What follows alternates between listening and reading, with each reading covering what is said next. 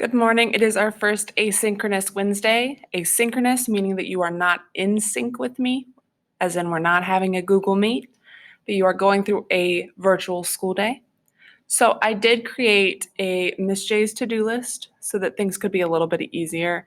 But if you need the one-stop shop for all your stuff, go to Google Classroom. So I will open my Google Classroom. Now, mine, of course, looks different than yours because these are my classes that I teach. And you will go to Purple Team Advisory. And Miss Prater has already put a little notice where for Wednesday, 9/9, which is today, be sure to look at the 9/9 playlist posted under classwork. You will not be following a normal schedule, but will be working on the assignments in the playlist independently at your own pace. So we go to classwork at the top, and where it says asynchronous Wednesdays, that's where you're going to go. Now yours is scheduled to release at 8:30. That's why it's slightly darker, or I should say not dark yet. When you click on it,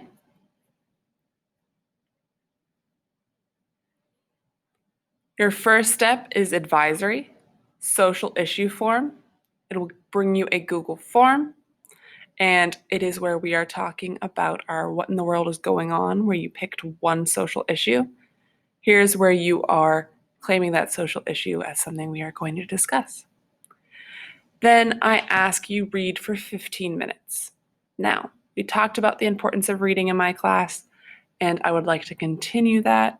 You may choose whatever book you would like. I do ask that you read. It can be an old book, it can be a new book, it could be any type of book. You can try my Google site in which there's audiobooks. I just ask you read for 15 minutes. Now, I'm going to be the humanities section because I do not teach math and I do not teach science or an elective. Thank goodness you don't want me teaching those. So, watch the video walkthrough on Google's site. That's what you're doing. We're killing it. Next, we're going to talk about our history notebook, which are the 5 themes of geography, page 5 and 6. And then you are going to continue working on your what in the world is going on. So, we are going to talk about the 5 themes of geography today. They seem pretty simple, and we're going to learn that Mr. Help is going to be our best friend. And they are used almost every day without you knowing that you're using them. So I'm going to open up our notebook. For those who don't know how to get to it, I'll actually walk you through that too. So I'm going to go to my second period because it is my first class that I have it. You go to classwork and you go to social studies notebook under digital interactive notebook.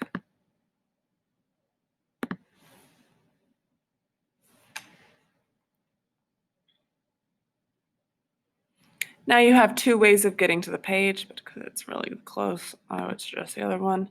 On page 2, you can click the links and it'll take you to the pages. I'm just going to scroll.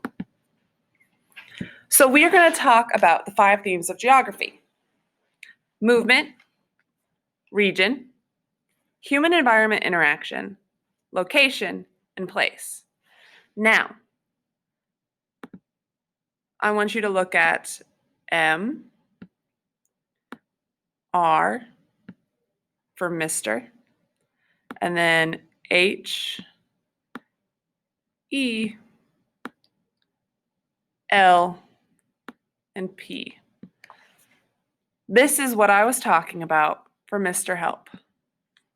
So in my lovely Miss J's pen handwriting,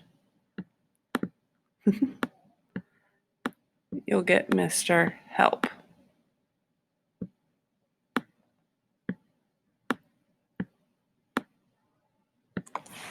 Lovely, I know. So I'm going to erase what we wrote on our boxes just so it's a little bit cleaner, but Mr. Help will stay on our side. like he is most of the time. So when we talk about it, we're talking about an entire area and what they're bringing. So for this slide, you are going to drag and drop the different components of each Mr. Help. I'm going to go in order of movement, region, human environment, interaction, location, and place. I won't tell you where to put them, but it should be relatively easy. And if you have any questions, there always is the YouTube video at the bottom. I believe this one might be a fun song. Oops. So, for the M in Mr. Help is movement. Movement is how you move one thing from another in a general term of what the definition of movement is. Now, movement in terms of geography is how do you move ideas? How do you move supply and demand? How do you move products? What is brought into a place? What is taken out? So, it could be ideas like religion, we'll talk about earlier, which can spread by word of mouth or by text. You can have spread of technology, like the wheel was from Mesopotamia, but we now have it in America. So it is the idea of transferring or moving ideas, things, goods, humans, whether we are immigrating or emigrating, which are different. We'll talk about that later. Ideas, people, goods. So movement is taking one thing, finding a way to get it to somewhere else. Now, that one's pretty easy because you guys all know the word move, right? Now, region is going to be a tricky one. It's the one that most people get confused with. So region is a grouping of an area that have similar ideas, similar cultures, similar backgrounds. So in Ohio, it got dark. I'm teaching in the dark now. In Ohio, we are called a state that is in the Midwest. We are, let me go ahead and turn that light on. I'm going to pause you. Movie magic, and I'm back. So in the Midwest, there's the East Coast to our east. There is the South to our south. There is West Coast. And then there's what's called the West. Or sorry, Lord above. Middle America. So what unifies us is geography. We are all relatively in the same area. We have similar dialects, which means we talk similarly. We have words that mean the same thing. For example, in the South, they're more likely to say y'all. In the way we eat, we're similar. The types of foods we eat. For example, in the East, there's a lot of more seafood. South has grits, stuff like that, where we eat relatively the same thing. For example, I know some people also who have never seen snow, who are from California. And so our experience is like weather and how we treat weather. Because in the South and in the West Coast, West Coast, a little bit of snow and they call off school. So how they treat weather because of what they're used to unifies them. That should have given you an answer about what it is. Now, human environment interaction. If you break down the word, it's how humans and the environment interact. So how do people change or adapt to the environment, and how does the environment change or adapt to us? For example, if we have a whole bunch of flooding, maybe we'll put up a dam. If we don't have enough water, maybe we'll do a water supply. Whereas like droughts, we'll have water storage. Maybe we have to cut into roads or cut into mountains to make roads. That is how we are either adapting or changing to the environment.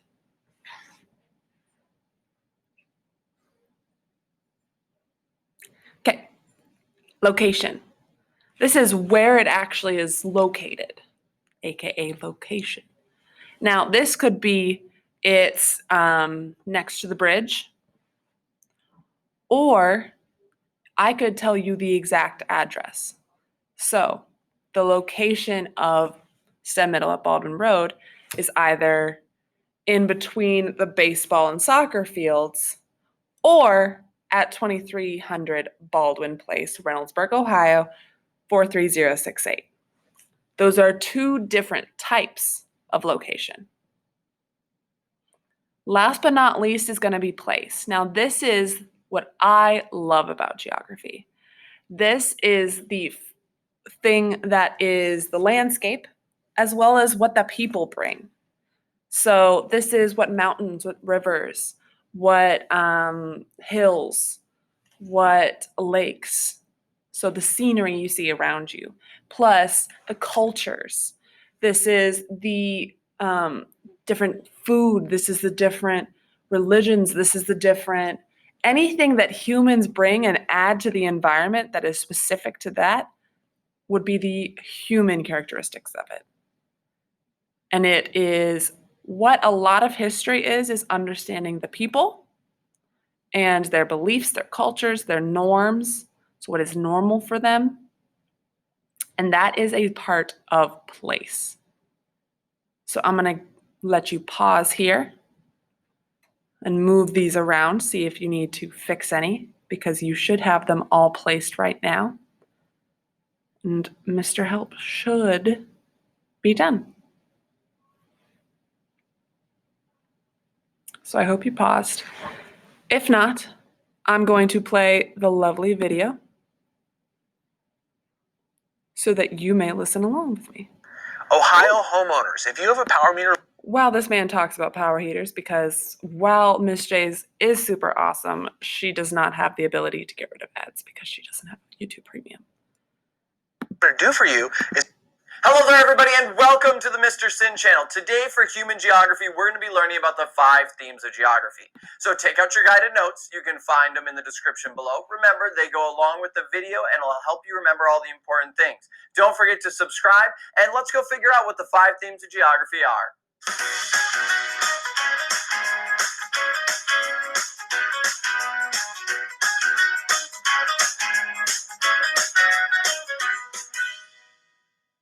Now, throughout our class, we're going to go into a lot of different things. So in order for you to remember the 5 themes of geography, I want you to remember Mr. Help. Mr. Help is an acronym that'll help you with remembering the 5 themes of geography. The first one, the M, is movement. Then the R, regions. The H and the E are human environment interaction. The L is location. And then lastly, we have place. If you can remember Mr. Help, you can remember the 5 themes of geography. So let's break down each of these themes and see exactly what they are. Our first theme is movement, and it deals with a lot more than just physically moving around. It'll deal with transportation, communication, the diffusion of ideas and cultures and religions. Movement happens all the time. Now, the tricky thing with movement is this is not just you walking down the street. For human geography, movement is when we're going from one place to another and you're impacting it, you're changing it. So think about it this way.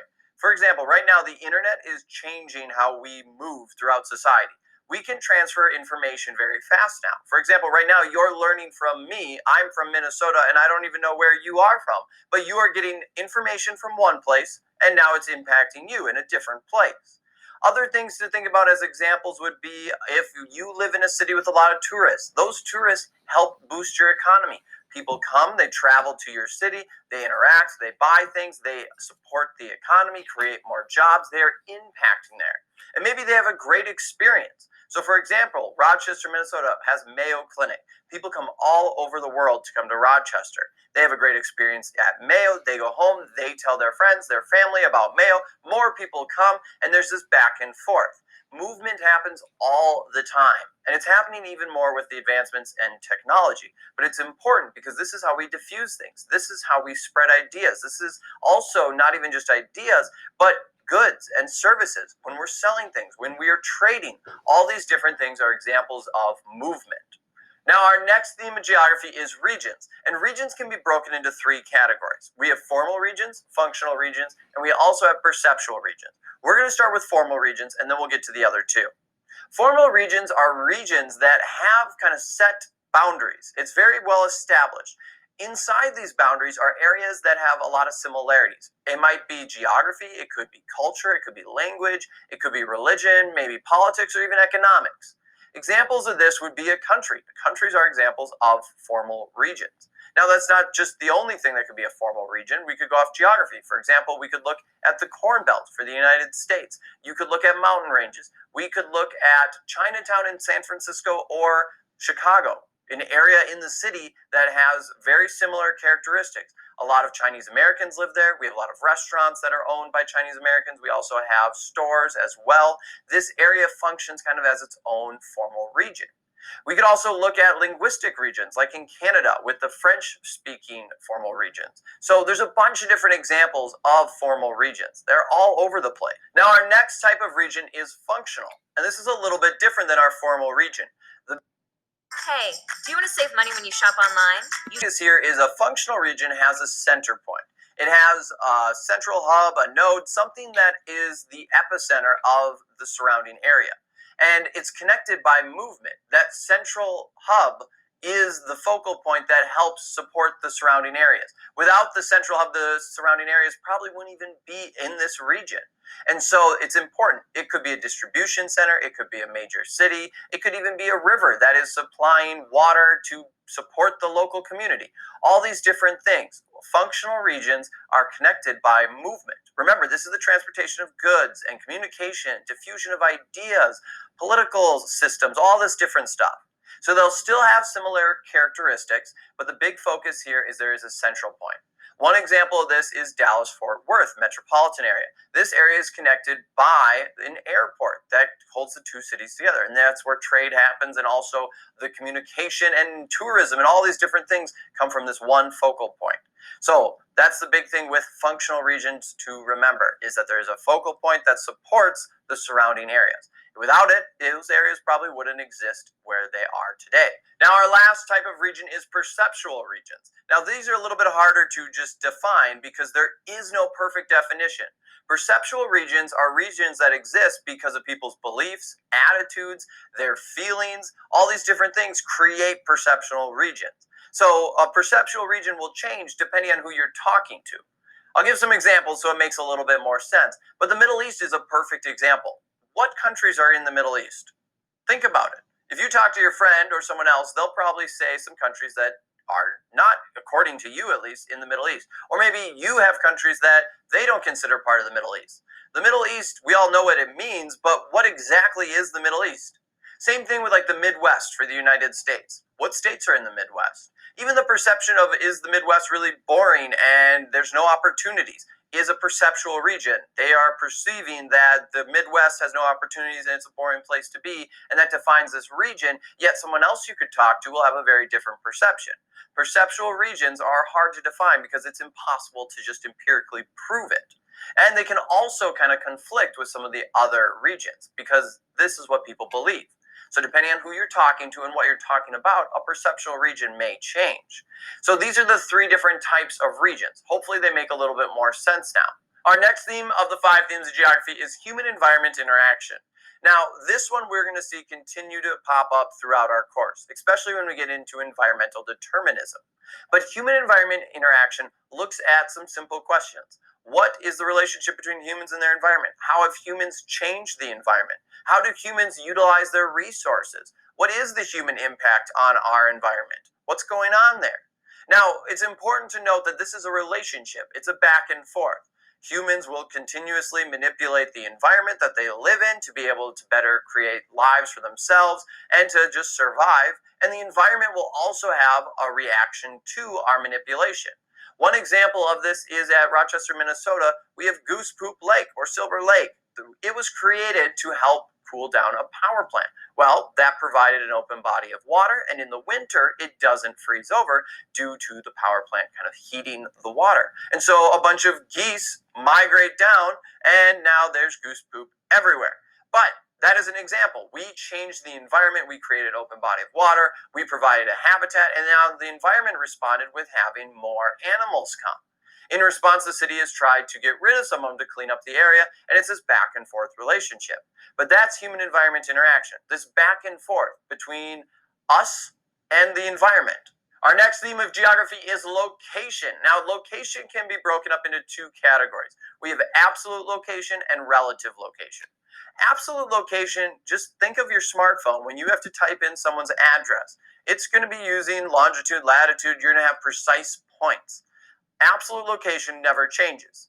Most of the time, we're using longitude and latitude here, and we'll use a grid system. We can pinpoint a spot. It doesn't matter what happens there. That spot will always be the same on Earth. It's absolute. It does not change. Relative location is our next type of location. And unlike absolute location, relative location uses a place's position in relation to other places around it. So it can change. Relative location we will use a lot, especially if you're trying to give directions to your friend or someone you know, and you're explaining the surrounding area. Oh yeah, take the road, you'll see a Taco Bell, then take a right, then you'll see Chipotle, and I'm on the northern part of the parking lot. All those things are relative depending on your perspective. Even going right or left depends on which way you're looking or driving on the road. The north part, well, what part of the north? Are you northeast, northwest? What exact area? Even when you're talking about the store locations, those could change over time. You're using your surrounding area to describe a location. However, they can change. For example, Rochester, Minnesota is around 80 miles away from St. Paul. But what part of St. Paul? Exactly which way 80 miles? It's all relative depending on your perspective and where you are. So that's the difference between relative location and absolute. Absolute, it's always the exact same. Longitude, latitude, that grid system. And relative, you're using your surrounding area to describe a location. Our last theme of geography is place, and we can break it into physical characteristics and human characteristics. Physical characteristics are as simple as, what does the area look like? Is there mountains? Is it flat? Is there a prairie? Do we have bluffs? Is there a river or ocean next to it? Is it a tropical area? Is it a tundra? What's going on? It can also be described with weather patterns. Is it normally rainy or sunny? Is it always cloudy? Does that place experience tornadoes and hurricanes and big events? All of these would be examples of physical characteristics that would make a place unique. We can use these to describe a certain place and location. The next one is human characteristics. Now, these are as simple as how many people are living there, what languages are spoken, how many people are unemployed or employed, what's the political system, the economic system there, is there a religion, what languages are spoken. All of these are human characteristics. A lot of times, think about it this way. When we come back from a trip and we visited some area, people ask how it is. You will describe human characteristics and physical characteristics of that place. Normally, you focus on the things that were different and unique. Oh, those people were crazy. They all wore crazy shirts with these hats, and they were all pink and purple. Or this place was beautiful. There was mountain ranges everywhere. There was a river that flew through it. It was awesome. And at the same time, too, you might highlight the things that were similar. Oh, I was really surprised everyone spoke pretty good English. Or everyone actually had hamburgers, and I love hamburgers. I don't know why, but yes, hamburgers. These would be examples of place, human and physical characteristics to describe an area. You just learned the 5 themes of geography. Remember, if you're having a hard time remembering all of them, remember Mr. Help. Movement, regions, human environment, interaction, location, and place. Hopefully that'll help you remember the 5 themes. Make sure you can also give examples for each of the themes so you have a good understanding of what they are. Now, thank you for watching the video. Make sure you subscribe so you can get notifications of new videos. And why not? It's free. Until next time, I'm Mr. Sin. Thank you for joining me today, and I will see you next time. Awesome. So we have Mr. Sin talking about the 5 themes of geography, and he does have apparently one on the Minecraft edition, if you are so inclined. Now, I'm going to move on to the Freyer's model. Freyer's model is just what you see when you have the square box with the diamond in the middle. So we're breaking down something really complex into multiple parts.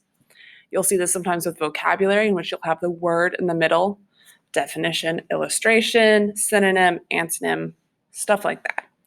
So I have broken down this Freyr's model into the 5 themes of geography. So you are going to move these examples where you think they fit in the Freyr's model of 5 themes of geography. So, for example, I'll give you one. Near Ohio, that is a relative location, so it would go in location. There's one for you. Try to figure out the rest. If you want, you can pause me here because I'm about to play a video.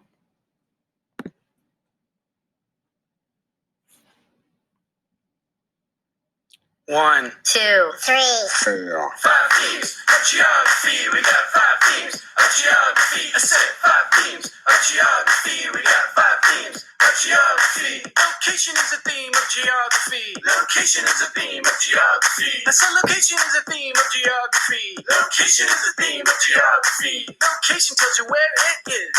Location tells you where it is. I said location tells you where it is. I said location tells you where it is. 5 themes of geography. We got 5 themes of geography. I said 5 themes of geography. We got 5 themes of geography. Place is a theme of geography. Place is a theme of geography. I said place is a theme of geography. Place is a theme of geography. What is it like when you get there? What is it like when you get there? I said what is it like when you get there? What is it like when you get there? 5 themes of geography. We got 5 themes of geography. I said 5 themes of geography. We got 5 themes of geography. Movement is a theme of geography. Movement is a theme of geography. I said movement is a theme of geography. Movement is a theme of geography. People and ideas get around. People and ideas get around. People and ideas get around. People and ideas get around. 5 themes of geography. We got 5 themes of geography. I said 5 themes of geography. We got 5 themes of geography. Human environment interaction. Human environment interaction. I said human environment interaction. Human environment interaction. What do the people do to the environment? What do the people do to the environment? What does the environment do for the people? What does the environment do for the people? 5 themes of geography. We got 5 themes of geography. I said 5 themes of geography. We got 5 themes of geography. Regions is a theme of geography. Regions is a theme of geography. What do locations have in common? What do locations have in common?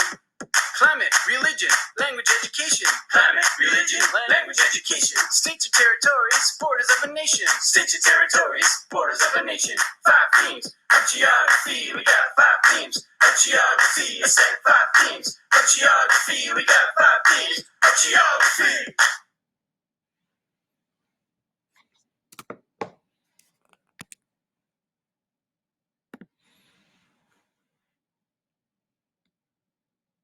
So hopefully he gave you a little bit more to work on. Now you are actually done with your notebook and you would be working on your what in the world is going on, which we have already started. But for those who need to remember how to get there, you go to your block period, classwork, and scroll down to quarter 1.